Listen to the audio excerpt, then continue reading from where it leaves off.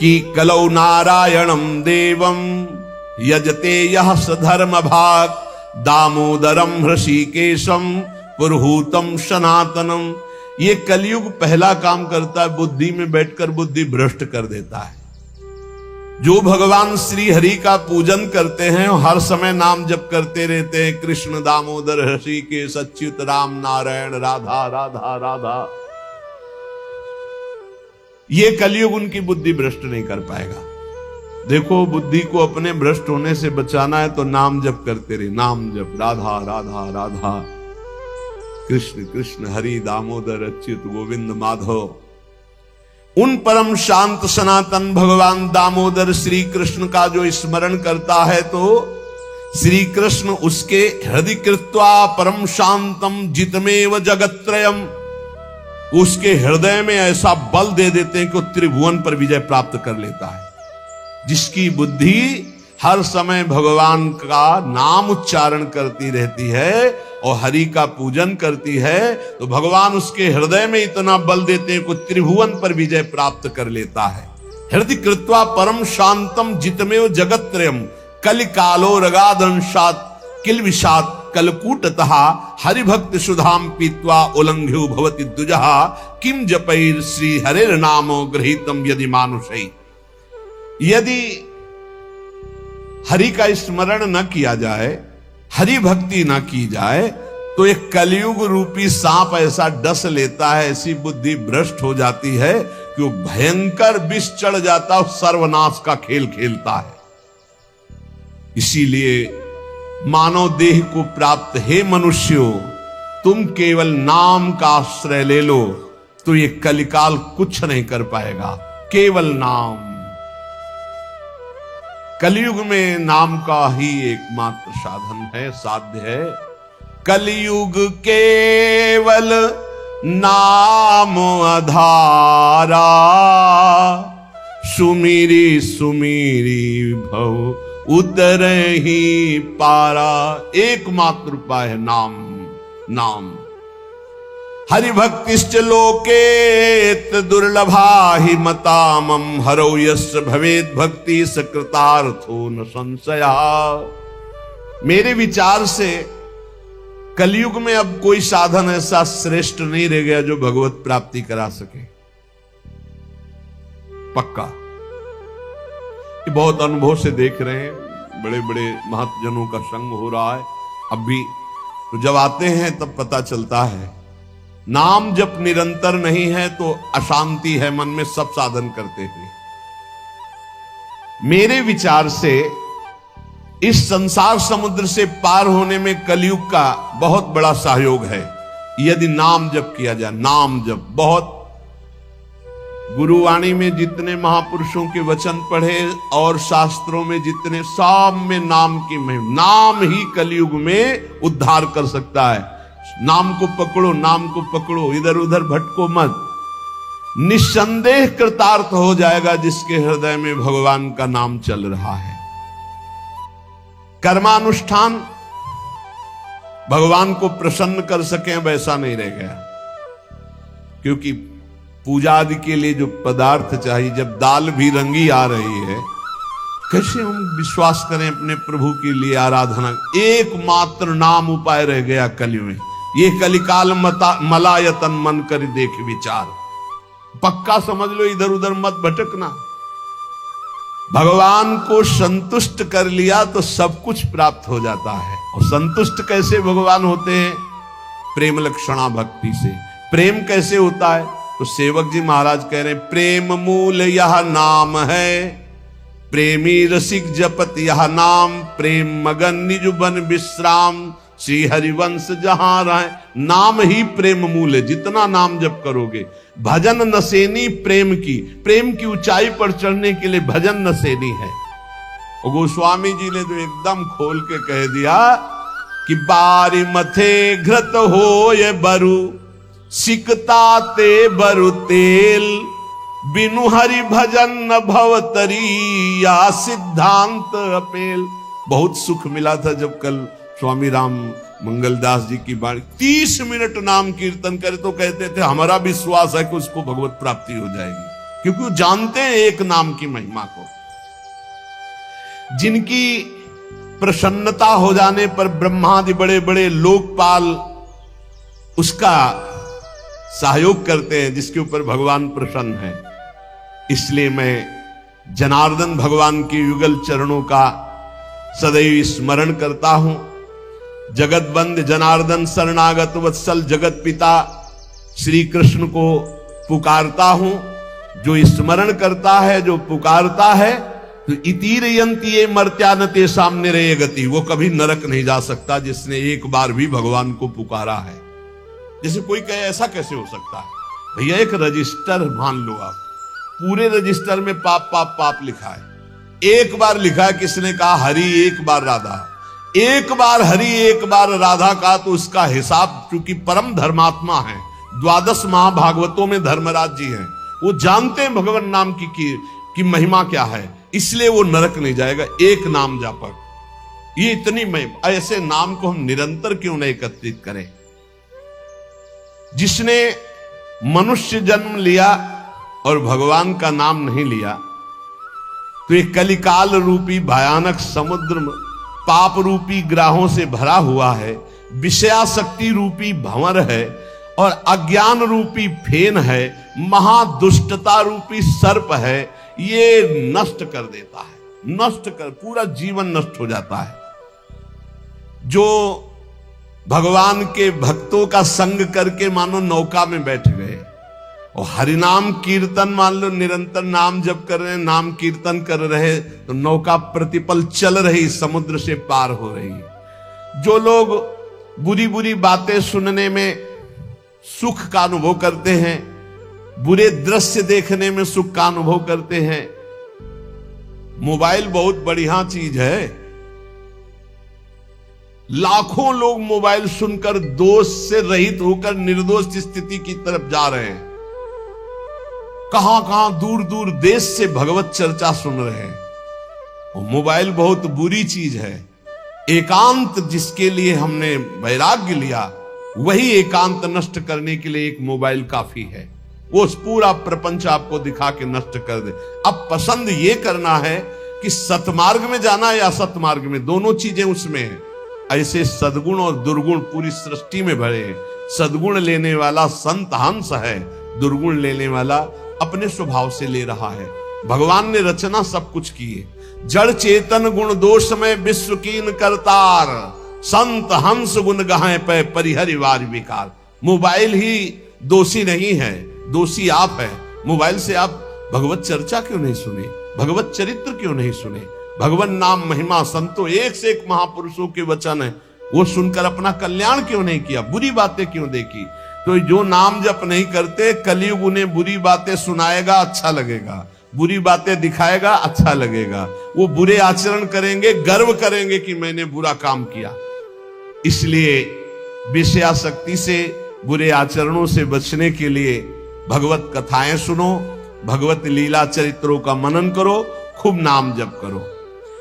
यदि भगवान श्री कृष्ण से जुड़ा ना हो चित्त, तो बड़े से बड़ा पुण्य कर्म भी निष्फल हो जाता है, अपराध बन जाएगा। अपराध नहीं बन जाएगा तो आप 4 लोगों के बीच में कह दोगे कि गए थे संगम, स्नान किया, ये किया, सब जा रहा है। अपने मुख से अपनी साधना की बात कहने से वो सब नष्ट हो जाती है। जो 100 वाजपेयी यज्ञ करे, 10,000 राजसू यज्ञ करे, तो भगवान सुगमता से नहीं मिलने वाले। लेकिन जो केवल नाम जप करे, उसे भगवान सुगमता से मिल जाएंगे। देखो 100 वाजपेयी यज्ञ और 10,000 राजसूय यज्ञ, केवल संख्या लिखी, कोई कर नहीं पाता। कोई बिरला ऐसा भगवत आवेश हो, नहीं तो 2-4 युधिष्ठिर आदि राजसूय यज्ञ। राजसूय यज्ञ पूरे विश्व को जीत लेना और पूरे विश्व का भंडारा, कोई भी खाए, कोई कमी नहीं, सब। और ऐसे मंत्रवेत्ता बोले 100 वाजपेयी यज्ञ, 1000 राजसूय यज्ञ करने वाला भी भगवान को प्रसन्न नहीं कर सकता, अधीन नहीं कर सकता, जैसा भगवान नाम जापक से होते हैं। हे नाम जप, राधा राधा राधा, मान लो जो हृदय से नाम जप करता है, संतों का संग बार बार करता है, वो भवसागर से पार हो गया, पार हो गया। विश्वास करो, नाम जब करता है, सत्संग करता है, हो गया काम। बोले कुछ तो कुसंग भी है, निपट जाओगे, वो नष्ट हो जाएगा कुसंग। वो जो असद वासना है वो नष्ट हो जाएगी। जानबूझकर उसको अवसर मत दो, निकल जाओगे। देखो, एक चोर भी चाकू निकालता है, एक डॉक्टर भी चाकू निकालता है। चाकू दोनों की होती है, एक कष्ट पहुंचाने के लिए होता है और एक कष्ट मिटाने के लिए होता है। डॉक्टर जब चाकू चलाता है तो कष्ट का निवारण करने के लिए, और जब चोर चाकू चलाता है तो कष्ट पहुंचाने के लिए चलाता है। अब हम डॉक्टर के पास हैं, हमारे अंदर जो भी काम क्रोध लोभ हैं, अब ये सब निकलने की चेष्टा वाली है, चेष्टा है। अभी बसेंगे नहीं, क्योंकि नाम जब चल रहा है, पक्का मान लेना। हो भी रही तो निकल जाएंगे। अब चिंता नहीं करना, चिंतन करना है हरि का, हमारी बात पर विश्वास करना। जितना नाम जप में तुमसे कोई गलत क्रिया हो रही, उसका सोच हटाओ, सोच के कारण हो रही, सोच हटाओ, सोच लगाओ नाम में, चिंता मत करो, बिल्कुल ठीक हो जाओगे, बिल्कुल ठीक हो। एक दिन ऐसा आएगा, हमारी बात याद कर लेना। और अगर चिंतन करते अब हमसे बुरा हो रहा है, अब क्या होगा, भगवान तो मिलेंगे नहीं, भजन तो बन नहीं रहा, बुरा आचरण छूट नहीं रहा, नष्ट हो जाओगे। चिंता मत करो, पूर्वाभ्यास के कारण हमारा बुरा जो कार्य हो रहा है, अब हमारा इस समय सत्संग और नाम जब चल रहा है, इसके प्रभाव से वो नष्ट हो जाएगा। वो हमें दंड भी नहीं दे पाएगा और वो चल भी नहीं पाएगा ज्यादा दिन। इतना हृदय में जलन होगी कि सब शांत हो जाएगा। जो विषय लोलुप निष्ठुर मनुष्य हैं, नाम जप नहीं करते, वो अपने को नरक में गिराने का उपाय कर रहे हैं। यदि तुम अनायास दुख से पार जाना चाहते हो तो गोविंद गोविंद गोविंद, हरि हरि हरि, राधा राधा राधा, ऐसा उच्चारण करो। जिसने मन वाणी और क्रिया द्वारा श्री हरि की भक्ति की, उसने बाजी मार ली, उसने विजय प्राप्त कर ली। निश्चय उसकी विजय हो गई, जीत हो गई। जो मन से, वचन से, कर्म से भगवान की भक्ति कर रहा है। संपूर्ण देवेश्वरों के भी ईश्वर भगवान श्री कृष्ण है। थोड़ी सी भी आराधना कोई बहुत करके मानते हैं, इसलिए इनका नाम पाप रूपी पिशाचों का समुदाय नष्ट करने के लिए है। बहुत ध्यान से सुनो, बहुत यही हमारा तो बल है। इनका नाम पाप रूपी समुदाय के जो पिशाच है उनके नष्ट करने के लिए है। एक बार जिसने 4 प्रदक्षिणा कर ली प्रभु श्री हरि की, प्रिया प्रीतम की, नरक नहीं जाएगा। विश्वास करो, ना किया हो तो आज कर लेना 4 परिक्रमा, बिहारी जी की कर लेना जाके, राधा वल्लभ, जहां तुम्हारा विश्वास हो, राधा रमन जी की, पूरे वृंदावन की। ऐसा कोई आने बैठा होगा जो परिक्रमा न किए हो ठाकुर की, किए तो होगा ही, क्योंकि वृंदावन है तो जरूर परिक्रमा की हो। ये भगवान के वचन है महापुरुषों के, जो ब्रह्मलीन महापुरुष है। एक बार जिसने श्री हरि की 4 प्रदक्षिणा कर ली, 4 प्रदक्षिणा भगवान की जाए, वो कभी नरक नहीं जाएगा। कर लेना भैया प्रदक्षिणा, जिन्होंने ना किया हो तो कर लेना। अपनी प्रियालाल विराजमान रहते हैं, 4 बार प्रदक्षिणा कर ले। राधा वल्लभ जी के मंदिर में 4 बार मंदिर की, बिहारी जी के, वो तब जब वो दर्शन दे रहे हो, शयन हो तब नहीं, भोग लग रहा हो तब नहीं प्रदक्षिणा करना। ओहो, ये तो निधि है अगर विश्वास हम करें। संपूर्ण तीर्थों के स्नान करने से जो फल प्राप्त होता है, एक बार श्री भगवान के श्री विग्रह के दर्शन करने से फल प्राप्त हो जाता है। एक बार बिहारी जी को देख लिया, राधा वल्लभ जी को, राधा मोहन जी को देख लिया, एक बार दर्शन कर लिए, सारे तीर्थों का फल प्राप्त हो गया। ओहो,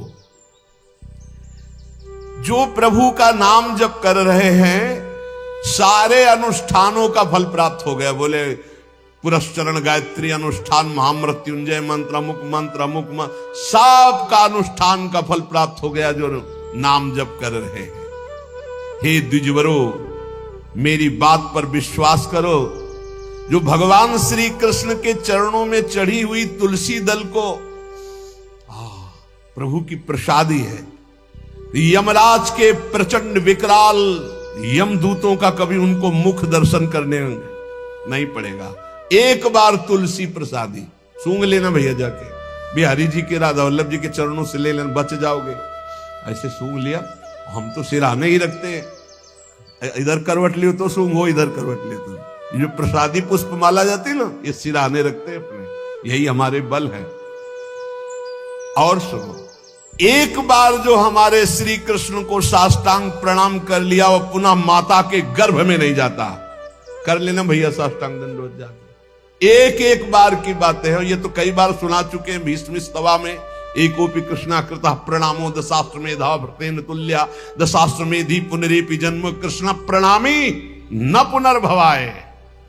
इसीलिए छाती ठंडी हो जाती है बातें सुन के, भगवान तो निश्चित मिले। तभी हम तो आपसे वादा करते हैं कि सबको भगवान मिलेगा। चर्चा सुन रहे हो, राधा नाम सुन रहे हो, धाम में बैठे हो। कहां चर्चा हो रही? धाम में हो रही। ये रेती पे बैठे हो, यमुना जी की पावन रमण रेती है ये सब। उसका दूसरा जन्म नहीं होगा जिसने हमारे श्री कृष्ण को एक बार प्रणाम कर लिया। और सुनो, जो प्रतिदिन भगवान की चर्चा सुनता है, वो चाहे पुलकस हो, स्वपच हो, चांडाल हो, म्लेच्छ हो, कोई भी पापी हो, वो जगत बंदनी सौभाग्यशाली परम पद को प्राप्त होगा जो रोज भगवान की चर्चा सुन लिया ना। हे गर्व में रहो कि हमें तो भगवान ने कितना सौभाग्य दिया है। जो पुण्यात्मा भगवान के भक्तों का संग करता है तो उसकी बात ही क्या है। भगवान श्री हरि के भक्तों का संग करने वाले को कभी गर्भवास का दुख नहीं भोगना पड़ता। और सुनो, चार लोग जहां खड़े हैं उनके बीच में जो भगवान नाम कीर्तन करता है, राधा राधा हरि राम कृष्ण हरि राम कृष्ण हरि, तो गंगा आदि पवित्र नदियां इंतजार करती कि वो कभी आकर अपने चरण हम पे स्पर्श करा दे तो हम निष्पाप हो जाए। वो समस्त संसार को पावन करने वाला भक्त होता है जो समाज में नाम कीर्तन करता है, दिखावे के लिए नहीं, भगवत यश के लिए। हम भगवान का यश सबके कानों में सुना रहे हैं जिससे सबका मंगल हो। जो भगवान का नाम कीर्तन करता है उसका दर्शन, उसका स्पर्श, उससे वार्तालाप करने से ब्रह्म हत्या जैसे पापों से मुक्ति मिल जाती है। जो नाम कीर्तन करते हैं, भगवत यश में डूबे रहते हैं, ऐसे संतों के, ऐसे भक्तों के दर्शन से, संभाषण से, स्पर्श से ब्रह्म हत्या जैसा पातक नष्ट हो जाता है। इसमें तनिक भी संदेह नहीं करना। जो करताल बजाते हुए भगवान का नाम कीर्तन करते हैं, भगवान के लीलाओं के पद गायन करते हैं, बड़े से बड़े महापाप भी भस्म हो जाते हैं। ये संगीत सबके पास है, राधा राधा राधा राधा राधा राधा राधा मणि वृषभानुनंदिनी आज भूषण बसन विविध पहिरे तन पीव। ये अमृत है, महाअमृत है। जो ऐसे भक्तजन हैं उनका दर्शन मात्र जीवों को पवित्र कर देता है। हे महर्षियों, श्री कृष्ण नाम सब तीर्थों का परम तीर्थ है। जिसने श्री कृष्ण नाम को अपनाया वह पृथ्वी को पावन करने वाला है। और श्री कृष्ण जिनका नाम रटते हैं वह है राधा, और जिसने राधा नाम रटा वो श्री कृष्ण को अधीन करने वाला है। इसलिए मुनिजनों, ये कलिकाल है, किसी अन्य साधनों की तरफ चित्त मत लगाओ।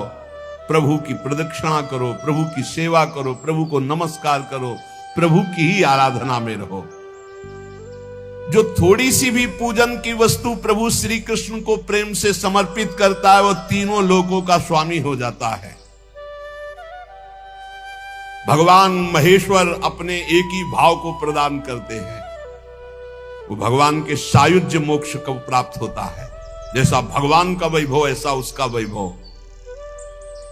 जो पुनर्जन्म संसार में ना चाहता हो वो अविनाशी परमात्मा जिनका चरणामृत महादेव जी भी अपने मस्तक पर धारण करते हैं, उन श्री कृष्ण को जो पुकारता रहता है, स्मरण करता रहता है, उसका पुनर्जन्म नहीं होता। इसीलिए भगवन नाम सर्वोपरि महिमा से गरज रहा है। पतितः स्खलिताश्चारतः छुत्वा वा विवशो ब्रुवन् हरेनम इत्युच्चैर मुच्यते सर्वपातकम। गिरते समय, फिसलते समय, दुख आते समय, छींकते समय ऊंचे स्वर से बोल उठे हरे नमः, श्री हरे नमः, बोले सब पापों से मुक्त हो जाता है। कितना बढ़िया भगवान के नाम की न रुपया लगता है, न पवित्रता की बात है, बस नाम जपे जाओ, आनंद ही आनंद है। 10 नामापराध से थोड़ा बच के, 10 नामापराध जो पीछे चर्चा हुई, सुन रहे हो तो इसको धारण करो। कह रहे हैं श्रोताओं के लक्षण सुन लो। पहला होता है श्रोता चातक। चातक कहते पपीहा को, जैसे बादल से बरसा सीधे चोंच में लिया और पान कर गया।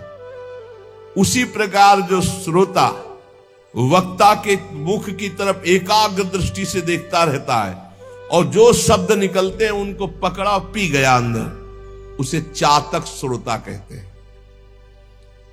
एक हंस श्रोता, हंस को जैसे दूध और पानी मिला के रख दो तो दूध पी जाएगा, पानी छोड़ देगा। ऐसे ही जो श्रोता सावधान, अपने रस की उपासना की बात पकड़ ली, बकाया सब छोड़ दी। अपने रस की बात, जो अपने इष्ट गुरु की उपदिष्ट मार्ग की बात, उसे पकड़ ली और छोड़ दिया, वो हंस श्रोता। और एक तोता श्रोता, वो बस जितनी देर सत्संग सुन रहा है उतनी देर वो जहां बाहर निकला तो वो बस रटी रटाई बात, बस कोई न पकड़ना है न आचरण में उतारना, बस रटी रटाई बात। ऐसे अच्छा है, बढ़िया है, निषिद्ध तो नहीं है। ऐसे ही करो, रटते रहो, रटते रटते कभी सही में बोलने लगोगे। ऐसों के पास जब दूसरे लोग आते हैं तो उपदेश ही शुरू करते हैं। सत्संग में ऐसा ऐसा ऐसा, ये भी बुरा नहीं, पर बात ये कि उतारना उसको पाई भर नहीं है। केवल इधर से सुना, उधर से तोता की तरह, रट्टू तोता की तरह सुना दिया, आचरण में उतारना नहीं। पर ठीक है, समय सार्थक गया सुनने का और समय सार्थक गया बोलने का। तीसरा है मछली श्रोता। ये बहुत उच्च कोटि की श्रोता है, जैसे हंस, चातक और मीन। ये अपलक नेत्र वक्ता की तरफ और भगवत रस का चर्चा को ऐसे पान करते हैं जैसे दुग्ध पान, अमृत पान किया जाए। ऐसे जैसे मछली का जीवन जल, ऐसे उसका जीवन सत्संग, उसके बिना वो जी नहीं सकता। ये उच्च कोटि के श्रोता होते हैं, चातक, हंस और ये मछली। ये प्राय मौन रहते हैं। क्या सत्संग में हुआ, क्या कोई वार्ता नहीं करे, जाओ दूसरे से पूछो। मौन रहेंगे, अपलक नेत्रों की तरफ, वक्ता की तरफ देखेंगे। जो शब्द आया प्राण पोषण की तरह उसे अंदर पान करेंगे और उसका आस्वादन वही जीवन बना लेंगे। जैसे मछली का जीवन पानी, तो सत्संग ही उनका जीवन। बहुत उच्च कोटि के, जैसे चातक, तो हंस और ये मछली, मीन। फिर एक होते हैं ब्रिक श्रोता। ब्रिक माने होता भेड़िया। भेड़िया श्रोता कैसे होते हैं? ये सत्संग के बीच में विघ्न डालने वाले होते हैं। कुछ ऐसे आवाज करना जिससे सबको विघ्न पड़ जाए। यहां तो अगर एक बार आवाज की तो दोबारा आवाज करने के लिए अंदर प्रवेश ही नहीं होगा, इसलिए आवाज करने आने आती नहीं। प्राय ऐसे होते हैं। अच्छा, मान लो बीच में भगवान नाम से हो रही चर्चा, अब जोर से आप कोई नाम उच्चारण करे तो सबको विक्षेप पड़ेगा। तो जो सत्संग के बीच में डरावने प्रयोग करे उसे भेड़िया श्रोता कहते हैं, कि जो सत्संग में विघ्न डाल दे। ये प्रायः मूर्ख स्वभाव के होते हैं, इनको पकड़ना कुछ होता नहीं है। एक दो बार बात भी करने लगेंगे ऐसा ये तो कहो बहुत शासन है, नहीं मोबाइल से भी बात कर सकते हैं, ऐसा होता रहता है। ये बीच बीच में सत्संगी जनों को उद्विग्न करते रहते हैं। और शकीलो ना हे आगे, मतलब ऐसे उसको किसी तरह विघ्न पहुंचाना, तो इन्हें वृक्ष श्रोता कहते हैं, भेड़िया श्रोता कहते हैं, जो सत्संग में विघ्न डालते हैं।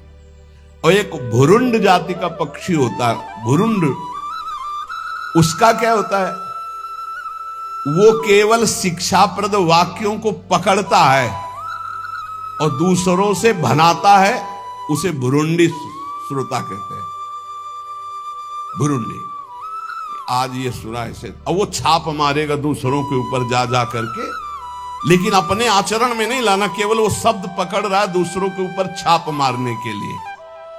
और एक होते हैं वृष श्रोता, वृष कहते हैं बैल को, कि उसके सामने चाहे मीठी बात हो, चाहे अंगूर डालो, चाहे भूस डालो, उसको खाने से मतलब है। तुम संसार की बात कहो, प्रपंच की बात कहो, भोग की बात कहो, कृष्ण की बात कहो, राम की बात कहो, केवल सुनने से मतलब है। उसको कोई मतलब नहीं कि किसकी चर्चा हो रही। ये बैल सुनता होते हैं। जैसे बैल है, अंगूर डालो चाहे भूस डालो, चाहे तो उसको खाने से मतलब, वो सुन रहा है। हंस श्रोता अलग चीज है, वृष श्रोता।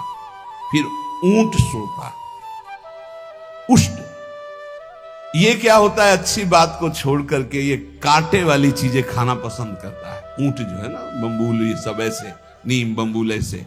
तो जो उष्ट प्रकार के ऐसे स्वभाव वाले श्रोता होते हैं, वो विपरीत बातें पकड़ते हैं, मतलब हर बात का विपरीत अर्थ लेकर के उसको प्रचार प्रसार करना। तो ये उल्टी बात पकड़ते हैं, ये उल्टी बात पकड़कर संसारियों को भ्रम में डालते हैं कि मैं सुन के आया, कुछ नहीं। कई तरह की ऐसी बातें।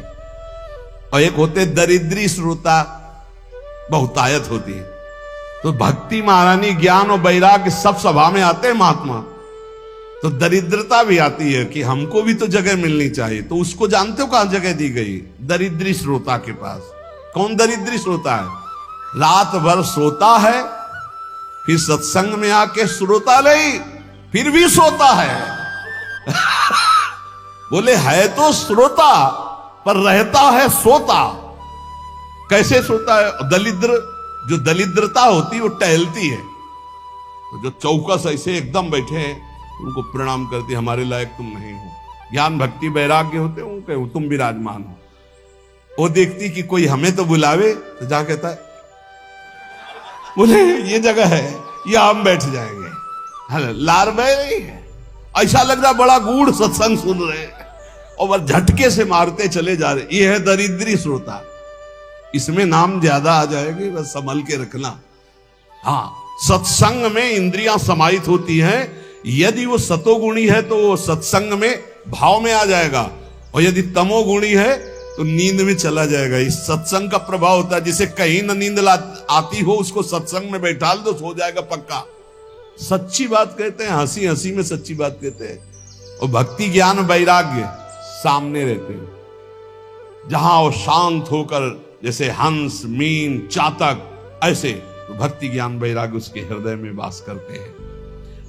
वक्ता के सामने विधिवत प्रणाम करके, आसपास कौन बैठा इसका भी ज्ञान न हो, सीधे वक्ता पर दृष्टि, शांत भाव से, वो उत्तम श्रोता होता है। जो सत्संग के 5 मिनट पहले आवे, 5 मिनट बाद जाए, कम से कम सत्संग के 5 मिनट पहले आवे और सत्संग में सबसे पीछे उठे, उत्तम श्रोता का लक्षण। तो आज कोई उठेगा ही नहीं कि पहले जाए तब हम उत्तम श्रोता होंगे।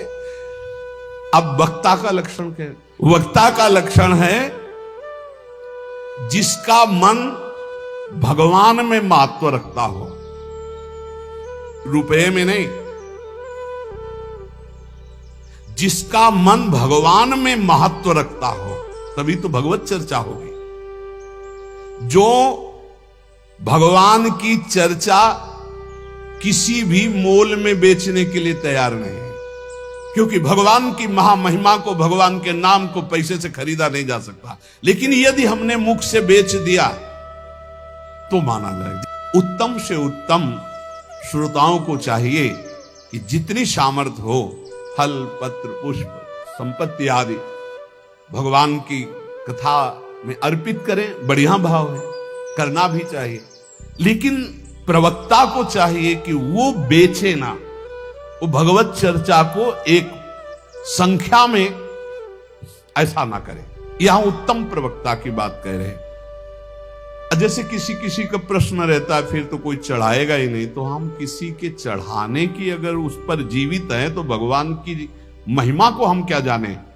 क्या अखिल कोटि ब्रह्मांड नायक भगवान अपने यश गायन करने वाले का भरण पोषण नहीं करते क्या? आप विचार कीजिए, अगर ना मांगा जाए तो ऐसी ऐसी भेंटें आएंगी कि आप निहाल हो जाओगे।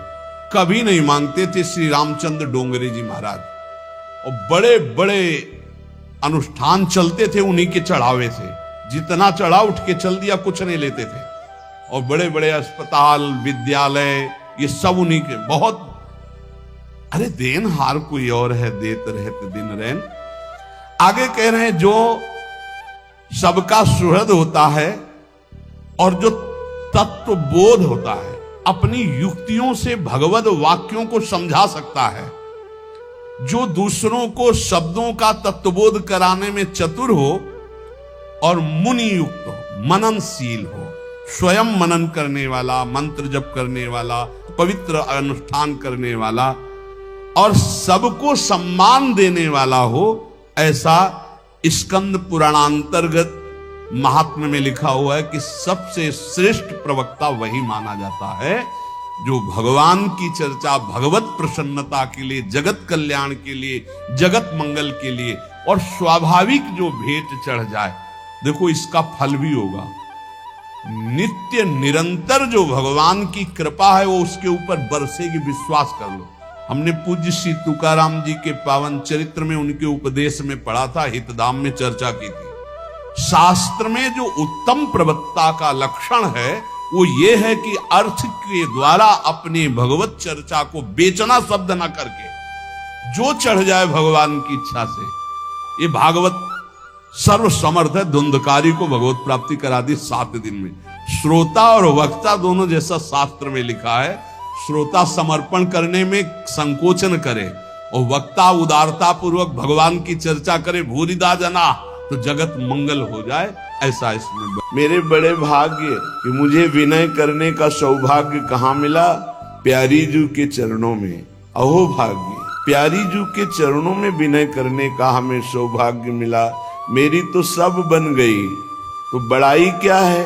बड़े बड़े देवता, सुर, मुनि, ईश्वर कोटि के महापुरुष जिन भगवान श्री कृष्ण के चरणों की वंदना करके उनसे याचना करते हैं, वो प्रभु लाडिले श्याम सुंदर जिनके सामने याचना करते हैं, सीधे हमें उन स्वामिनी से याचना करने का सौभाग्य मिल गया।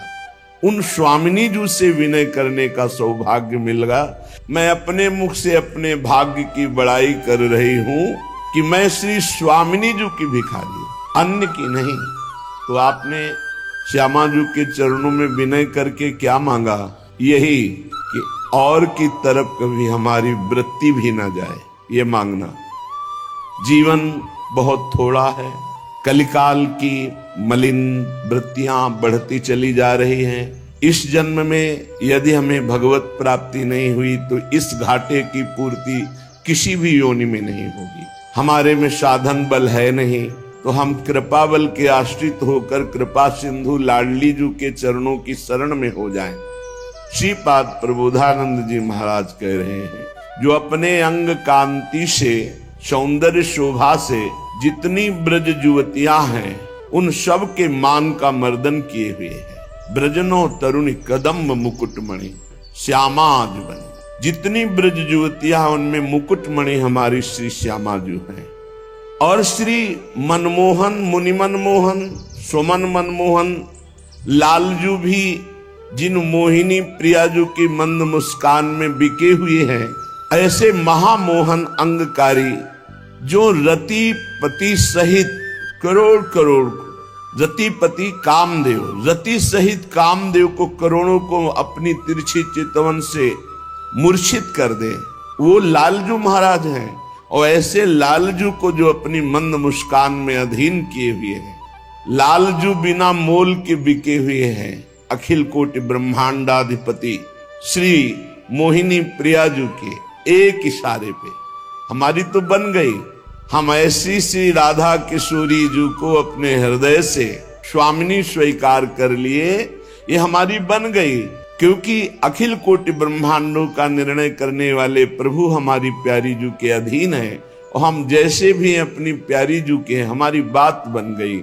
ऐसी श्री राधा किशोरी हमारे हृदय में स्फुरित हो, उनका दासत्व हमारे हृदय में स्फुरित हो। समस्त ऋतुएं हाथ जोड़े खड़ी रहती हैं। जिस समय वृंदा देवी की जरा सी इशारा वृत्ति मिली, वही ऋतु नौ निवृत्त निकुंज में अपना विस्तार कर देती। कभी शरद, कभी बसंत, कभी शिशिर, कभी हेमंत, कभी वर्षा। अद्भुत अद्भुत। एक और समस्त उज्ज्वलता को उज्ज्वलता देने की सामर्थ्य रखने वाला वृंदावन, जैसे प्रियाजू की रुचि हुई तो विविध ऋतुओं का विस्तार कर देती है, ऐसे ही जो प्रियाजू की शरण में हो गया उसके अंदर विविध सद्गुणों का विस्तार कर देती है वृंदावन भूमि। जो प्रियालाल को रिझाने वाले सद्गुण हैं वो वृंदावन प्रदान करता है, वृंदावन की रजरानी प्रदान करती। उज्ज्वलतम महाप्रेम में उद्देश्य और रुचि जब तक नहीं मिलती तब तक आनंद का अनुभव नहीं होता। माना कि आपने उद्देश्य बना लिया वृंदावन वास भगवत प्राप्ति के लिए, लेकिन रुचि आपके भोगों में है। रुचि भोगों में होने के कारण उद्देश्य की पूर्ति नहीं हो पा रही। उद्देश्य की पूर्ति न होने के कारण नित्य आनंद वर्धन जो वृंदावन के प्रभाव से होता है वो आपके हृदय में नहीं हो रहा। रुचि, लक्ष्य और रुचि एक होनी चाहिए। हमारा लक्ष्य है भगवत प्राप्ति, तो हमारी रुचि भी भगवत प्राप्ति में होनी चाहिए। भगवत प्राप्ति में रुचि कब मानी जाएगी? जब निरंतर नाम जप, अपराधों से बचकर, नामापराध से बचकर निरंतर नाम जप, वैष्णव अपराध से बचकर वैष्णव जनों का सेवन, धामापराध, सेवा अपराध, इनसे बच करके इनका सेवन करे तो रुचि बढ़ती चली जाएगी। और रुचि, जिसमें रुचि होती है उसी में मन आसक्त हो जाता है। अभी उल्टा है, एक बार केवल मन को थोड़ा मोड़ दो गुरु कृपा से, फिर तो हिया फिरे स्वार्थ आपने भजन गए फिरे बाह। यहां भजन पकड़ लेता है। बाहर साधक को प्रयास करके भजन करना पड़ता है, यहां भजन साधक को पकड़ लेता है। निरंतर स्मृति, निरंतर भगवत स्मृति यहां पकड़ लेती है। देखो, व्याकुलता बहुत कीमती वस्तु है। बड़े चैन से खा पी रहे हो, दिन कट रहे हैं, भला तुम्हारे अंदर ये रोना आ रहा है, एक जलन पैदा हो रही है, एक व्याकुलता पैदा हो रही कि दिन के दिन व्यतीत होते चले जा रहे हैं और मैं प्रिया प्रीतम को देख नहीं पा रहा हूं। ये व्याकुलता अत्यंत अनिवार्य है उपासक के अंदर। जैसे मुमुक्षुता ना हो तो चाहे वेदांत कंठस्थ कर लो, चाहे वेदांत दूसरे को सुना लो, पर आपको ब्रह्म बोध नहीं होगा। मुमुक्षुता, जितनी तीव्रतम मुमुक्षुता उतनी ही शीघ्र ब्रह्म बोध।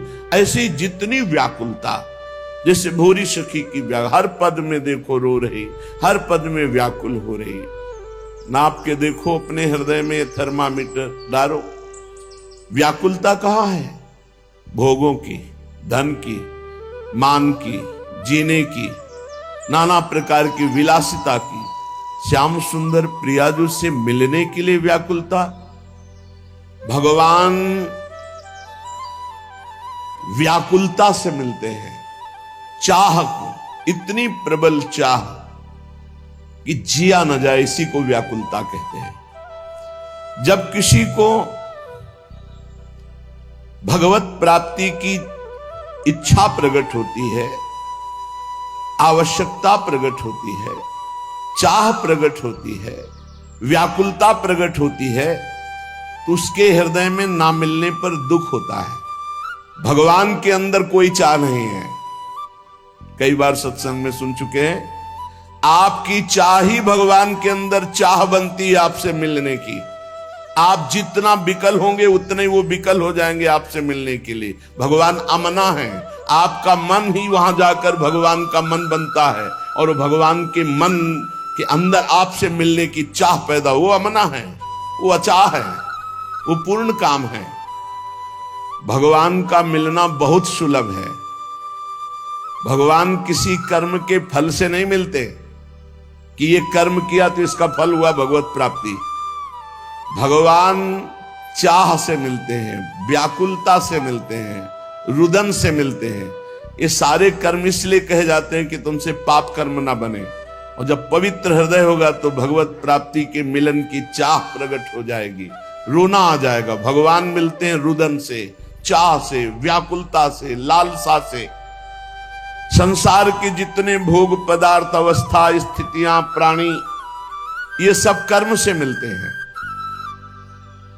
जैसा आप कर्म करोगे वैसा पदार्थ मिलेगा, वैसे व्यक्ति का संयोग मिलेगा, वैसे ही सुविधा मिलेगी, वैसे ही असुविधा मिलेगी, वैसे ही आपको तिरस्कार, अपमान, जैसा कर्म करोगे।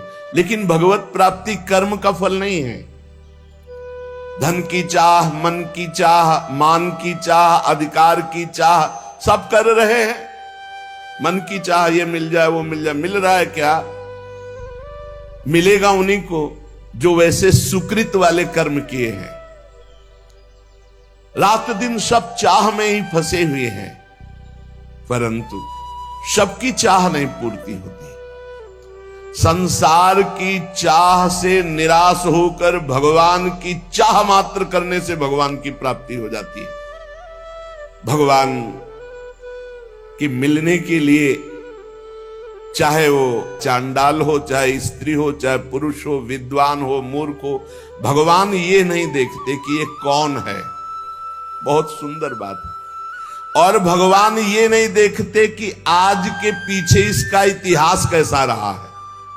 घोर पापी, निकृष्ट स्वभाव वाला या बड़ा पुण्यात्मा, संयमी, ये भगवान नहीं देखते। भगवान देखते हैं अपने से अपनापन। कितना आपका संबंध है भगवान से, आप भगवान को कितना प्यार करते हैं, क्या मानते हैं अपना, कितनी चाह है भगवान के प्रति। अगर चाह नहीं, संबंध नहीं, तो फिर कैसे आपको भगवान मिल जाए। कसौटी है। देवर्षि नारद जी ने कहा, तद विस्मरणेन परम व्याकुलतेति।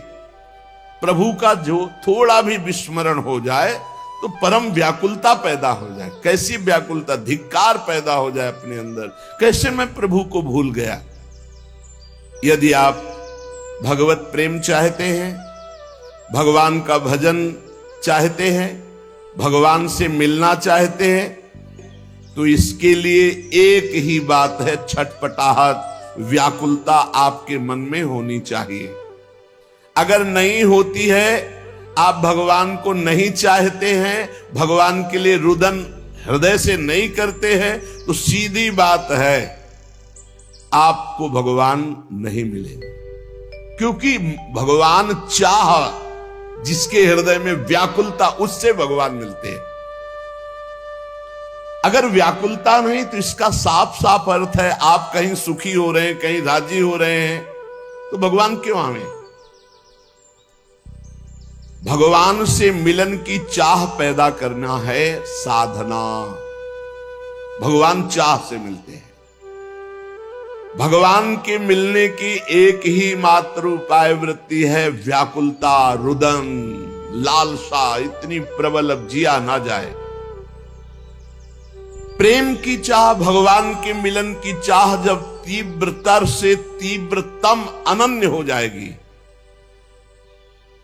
जहां दूसरी चाह नहीं, जहां दूसरी किसी व्यक्ति से प्रियता नहीं, सारा संसार उसके लिए शून्य में दिखाई दे रहा है, एकमात्र भगवान। बस भगवान की प्राप्ति की यही शुभ वेला है। बहुत बड़ी बात, कबहु कछु जाहि न चाहे। कबहु कछु, कभी भी कुछ भी जिसे नहीं चाहिए, और आपसे सहज प्रेम है। सहज प्रेम, कोई हेतु नहीं, हमारा मोक्ष हो जाए, हमारा कल्याण हो, कुछ चाह नहीं, जाए न चाहिए कबहु कुछ, कोई चाह नहीं, बस मेरे प्रीतम। भगवान को पाने की इच्छा, इस प्रकार की इच्छा की उसमें कोई समझौता नहीं है। अब मिलना ही चाहिए प्रभु। प्राप्ति में विलंब असह्य, हमारी ऐसी स्थिति नहीं है। हम राजी हैं, खान पान विश्राम सुख सुविधा प्रणाम नमस्कार, इसीलिए वो बात नहीं बन रही।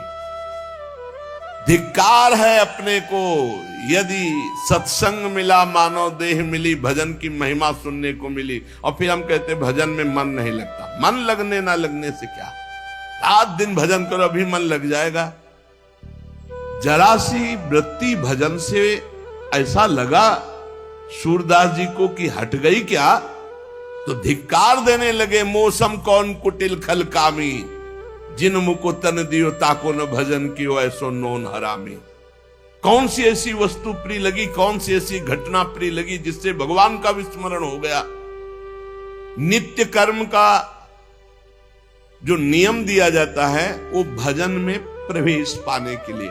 ये जो समय देखते रहते हैं कि अच्छा 2 घंटा भजन, अभी तो बस 2 घंटा हुआ है बस खत्म, अब टीवी देखो खूब करो, 2 घंटा अपने नियम हो गए, चलो बाहर चलते हैं अखबार देखते हैं, गप लड़ाते हैं।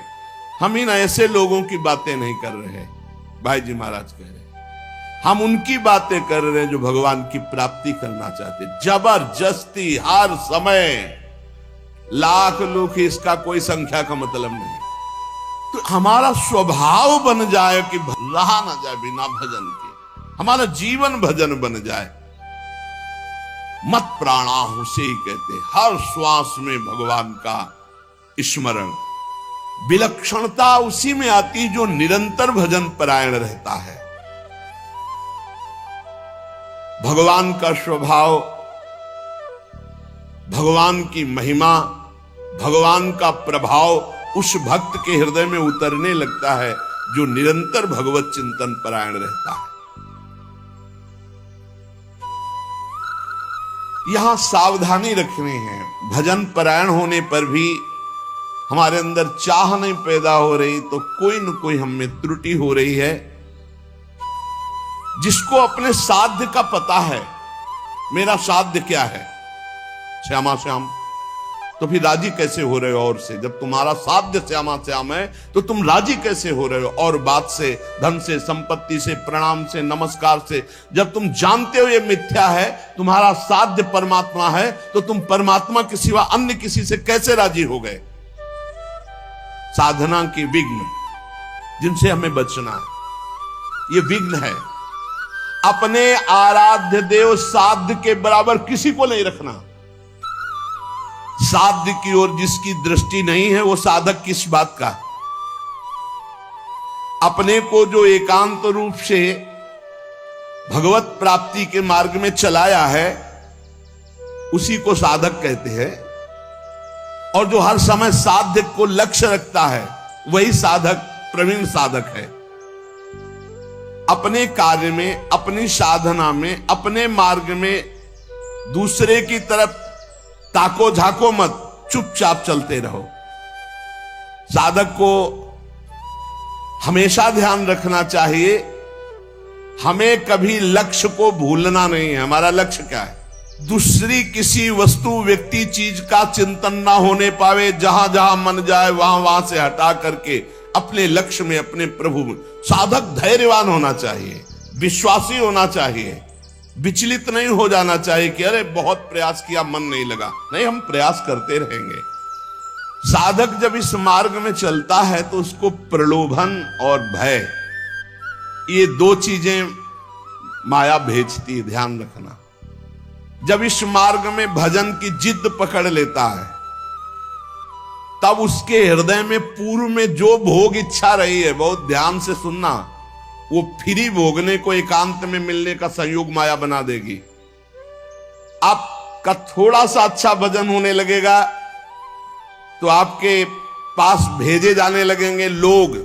ध्यान से सुनिए, ये भगवान की माया आपके भजन की एकांतिक वृत्ति को छीनने के लिए व्यवस्था भेज रही है। ये तुम्हारे भजन का फल नहीं है, भजन का विघ्न है।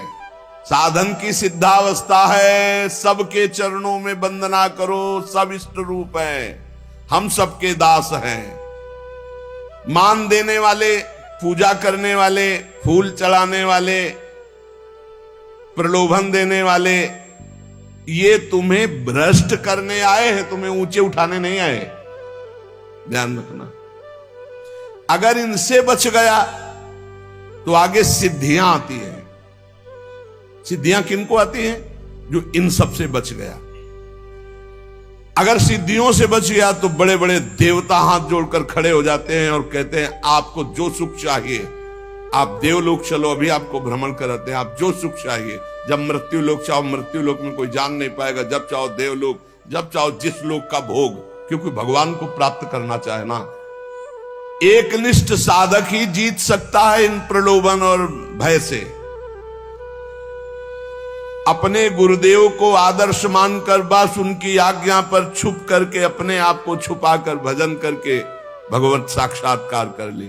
फिर भगवान जब करवाना चाहते हैं जगत मंगल, फिर वो सारी जिम्मेवारी उनकी होती है। हमारा मार्ग कैसा है ये हमें केवल गुरुदेव से देखना है और किसी व्यक्ति से सलाह नहीं लेनी।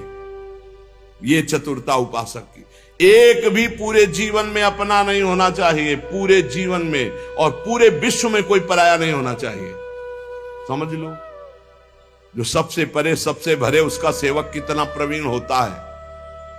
जब भजन सही होने लगता है तो फिर इसके बाद एक नशा चढ़ता है, तो उपदेश देने का मन शुरू हो जाता है।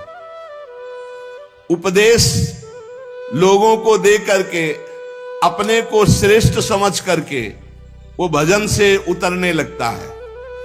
भगवान की चर्चा करना बहुत अच्छा है, भाई जी महाराज कह रहे, सुनना अच्छा है, लेकिन इसके बाद का जो परिणाम है, प्रणाम नमस्कार वाह वाह यश कीर्ति, वो तुम्हें भ्रष्ट कर देगी यदि भगवत प्राप्ति नहीं हुई है। बहुत बुराइयों को अवकाश मिल जाता है प्रवचन करने वाले पर आक्रमण करने का। जब तक जीवन में सत्य उतर न जाए तब तक प्रवचन न करे। इसलिए प्राचीन काल की गुरु परंपरा थी कि गुरु उपदेश करते थे और गुरु लायक देखकर उपदेश करते थे। उसे साधन बता दिया, पूरा जीवन साधन में लगा, सिद्ध हो गया, अब वो उपदेश करे। ऐसा नहीं कि यहां प्रवचन सीख कर प्रवचन किए जाए। जो केवल प्रवचन तो कुछ नहीं रह जाता, रुपया पैसा मान प्रतिष्ठा ये सब, भगवत मार्ग का कुछ नहीं रह जाता पक्का। गुरु कृपा पात्र जो केवल कथयंति च माम नित्यम तुष्यंति च रमंति च, ये अलग मार्ग है। पहले भरपेट खूब खा ले, अर्थात भगवदानंद की अनुभूति कर ले, तब प्रवचन करे, नहीं कोई सफलता हाथ नहीं लगेगी। अर्थात जो उपदेश है वो पहले आचरण में आना चाहिए, वो हमारी परिपक्वता होनी चाहिए। धर्मराज युधिष्ठिर कभी मिथ्या नहीं बोलते। आपने सिखाया कोई मारे गुस्सा नहीं आना, तो अब पहले हमारे मार लगे हो, मुझे गुस्सा ना आवे तब मैं बोलूंगा। कोई मारे फिर भी गुस्सा नहीं आना चाहिए।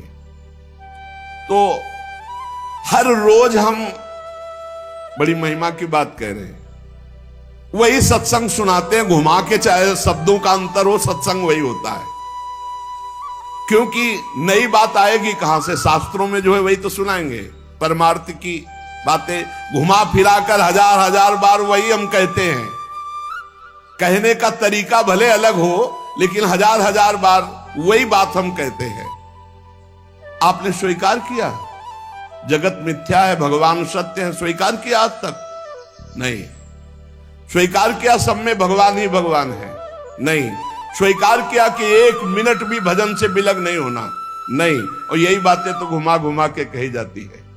तो क्या केवल सुन रहे हो, उसे गुण नहीं रहे, उसे जीवन में उतार नहीं रहे?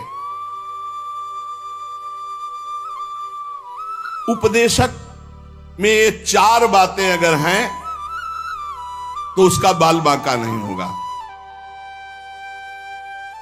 सिद्धांत का पूर्ण जानकार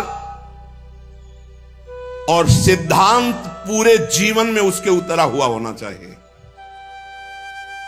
सिद्धांत का पूर्ण जानकार भागवतिक सिद्धांतों का उपदेशक को, और जो जानकारी सिद्धांत के वो उसके जीवन में होनी चाहिए। अगर नहीं है तो उपदेश का अधिकार नहीं है। पूज्य भाई जी महाराज। दूसरी बात, एक भाई जी महाराज कहे, हमारे पास एक सन्यासी जी आए जो बड़े विद्वान थे। उन्होंने कहा बोलो किस विषय में बात करें। भाई जी ने कहा किस विषय में आप बात कर सकते हैं। बोले ईश्वर नहीं है, इसको सिद्ध कर सकता हूं और इस बात का खंडन कर सकता हूं कि ईश्वर है। ईश्वर नहीं है इसको सिद्ध कर सकता हूं और ईश्वर है इसको भी सिद्ध कर सकता हूं। ईश्वर है इस बात का खंडन कर सकता हूं, ईश्वर नहीं है इस बात का भी खंडन कर सकता हूं। विद्वान अद्भुत। तो भाई जी ने कहा आपका सिद्धांत क्या है। बोले कोई सिद्धांत नहीं, जो चाहो पूछ सकते हो, ज्ञान मार्ग, भक्ति मार्ग, योग मार्ग। भाई जी ने कहा आप किस सिद्धांत से चलते हो। चुप हो गए। तो भाई जी ने कहा ऐसी विद्या ऐसा ज्ञान परमार्थ में काम नहीं करता, ध्यान रखना। आपका सिद्धांत क्या है, आप किस मार्ग के पथिक है। केवल खंडन ही मंडन। सिद्धांत जो जाना उसी को जीवन में उतारा, पहला लक्षण। दूसरी बात, सिद्धांत को सिद्ध कर लिया है।